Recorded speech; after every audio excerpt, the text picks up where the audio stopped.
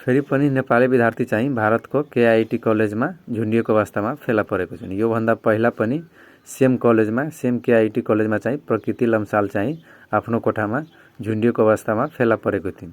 त्यो बेलामा पनि नेपाली स्टुडेन्टहरूसँग निकै जाति भएको थियो। त्यहाँ कलेजका वार्डनहरूले र अन्य व्यक्तिहरू मिलेर खुब प्रताडित गरेका थिए नेपाली विद्यार्थीहरूलाई र यो घटना पनि केही त्यस्तै देखिरहेछ। यसमा पनि चाहिँ प्रिसा शाह भन्ने नेपाली विद्यार्थी चाहिँ आफ्नो कोठामा झुन्डिएको अवस्थामा फेला परेकी छिन् र कोठाको ढोका फुटाएर माथिको त्यो सिसा फुटाएर मात्र उनलाई बाहिर निकालेको र यो घटनाबारे अझै विस्तृत जानकारीहरू आउन बाँकी नै छ।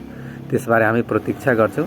साथै नेपाल सरकारसँग अनुरोध छ कि यस घटनाबारे चासो देखाउनलाई र भारत सरकारसँग पनि अनुरोध छ कि यो घटनाको निष्पक्ष रूपमा जाँच होस् र यसमा यदि कोही व्यक्ति दोषी देखिन्छ भने त्यसलाई कारबाही पनि गरियोस् र वास्तविक घटना चाहिँ किन भएको हो, कसरी भएको हो त्यसबारे चाहिँ हामीले केही समय पर्खिन्छौँ। त्यसमा केही न केही अवश्य पनि आउनेछ कि यो घटना कसरी र किन भयो र यसमा जो व्यक्तिहरू पनि संलग्न छन् उनीहरूलाई कारबाही हुनुपर्छ र नेपाल सरकार र भारत सरकारले पनि यो घटनाबारे चाहिँ विशेष चासो देखाउनुपर्छ। किनभने यो दोस्रो पटक हो नेपाली विद्यार्थी चाहिँ इन्डियाको सेम कलेजमा चाहिँ झुन्डिएको अवस्थामा फेला परेको। त्यसैले यसबारे पनि निष्पक्ष जाँचबुझको हामी चाहिँ माग राख्नुपर्छ भन्ने मेरो धारणा छ र सम्पूर्ण नेपालीहरूले यो घटनाको लागि आवाज उठाउनुपर्छ भन्ने पनि मेरो विचार रहेको छ। तपाईहरू पनि यसबारे आवाज उठाउनुहोस् भनेर म चाहिँ भन्न चाहन्छु।